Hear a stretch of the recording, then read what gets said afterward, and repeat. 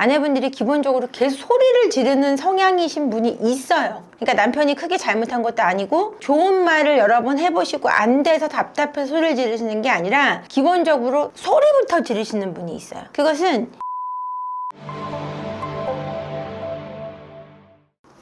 안녕하세요. 세포 언니의 행복한 가의 대표 한지연입니다. 오늘 주제는요, 나는 과연 무서운 아내일까에 대한 이야기를 해보도록 하겠습니다.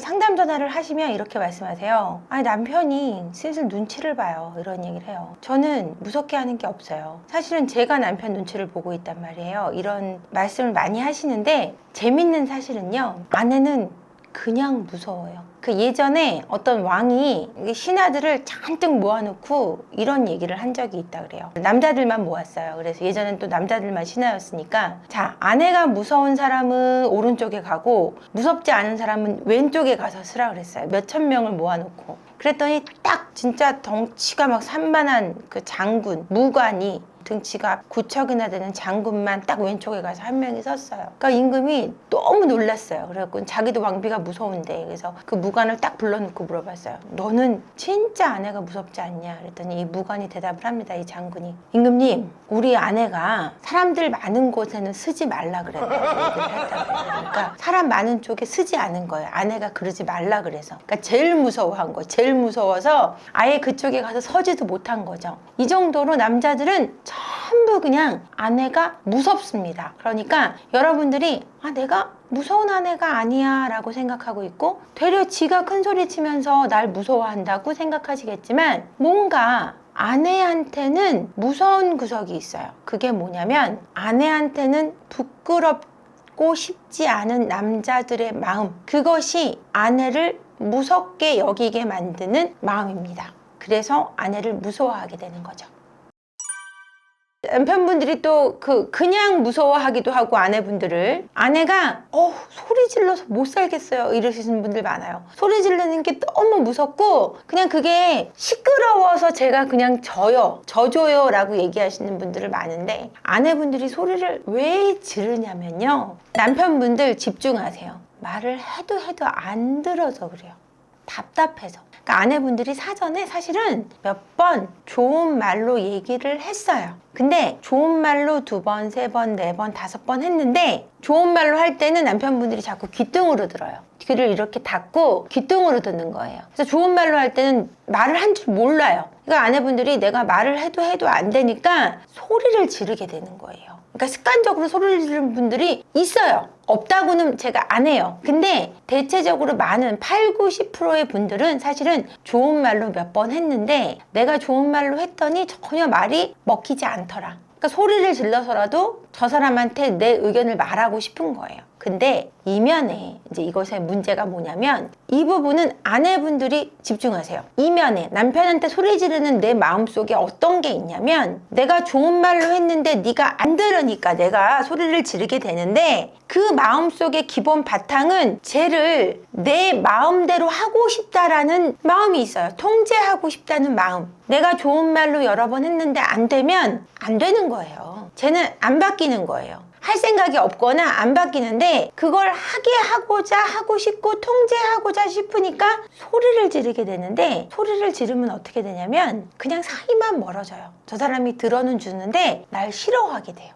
아내분들 원하시는 거는 소리를 질러서라도 내 맘대로 되고 제가 나를 여전히 사랑하길 원하시는데, 부부싸움은 칼로 물베기라 그래서 그래봤자 우리 부부니까 괜찮아 이렇게 생각하시면 안 돼요. 소리를 지르는 대상을 누가 좋아합니까? 싫어져요. 그러니까 소리를 지르시는 거를 절제하셔야 되고요. 절제를 할 수 있는 방법은 제가 내 맘대로 될 수 없다라는 거를 받아들이시는 거예요. 나중에 남편분들이 사고치고 그랬을 때 제가 너무 잘못했던 것 같아요, 소리도 많이 질렀어요, 이런 얘기를 사실은 굉장히 많이 하시는데, 그것 때문에 바람이 나거나 문제를 일으킨 건 아니지만 그것이 사이를 멀어지게 하는 데는 분명한 요인이 된다는 거는 잊지 마셔야 된다는 거죠. 남편분들이 아내가 집착하는 게 너무 싫다라고 생각하시는 분들이 있다면 그건 또 본인의 문제예요. 뭐냐면 집착하는 게 싫은데 어떤 식으로 집착하냐에 따라 좀 다르긴 하겠지만 본인이 정말 떳떳하다면 그것이 집착이 아닌 명확한 투명한 생활에 대한 보고가 되거나 얘기가 된다면 집착은 어느 정도에서 끊어져요. 근데 그 집착을 할 수밖에 없게끔 행동하시는 것도 생각은 하셔야 돼요. 집착을 하게 만든 계기가 있었거나 아니면 아무것도 없는데 그런다, 아니면은 계기는 있었지만 그래도 지나치다라고 한다면 한동안 그 계기가 있었던 어느 정도의 기간 동안에는 그 집착에 대한 어떤 보상을 해주셔야 돼요. 그러면 어느 순간 기간이 지나면 그 집착도 없어지고 아니면 그 집착에 대한 어떤 치료가 필요한데 그 치료를 위한 회복 기간, 상담, 약물 치료, 왜냐면은 쇼크에 의한 트라우마가 와서 뇌 호르몬에 어떤 문제가 생겼을 수 있거든요. 그 치료를 위한 적극적인 협조가 필요해야 그 집착도 사라지고 두 사람 사이에 평화가 온다는 정도는 알고 가셔야 된다는 거죠. 그냥 무조건적으로 그 집착이 사라지지는 않습니다. 계기가 있었다면. 근데 아무 계기가 없었다. 그렇다고 해도 아내분의 기저 속에는 어느 정도 사람에 대한 불신에 대한 기본적인 트라우마를 갖추고 있을 수 있다는 전제하에 아내분의 치료도 필요하고 남편분의 행동의 투명성도 필요하다라는 거죠.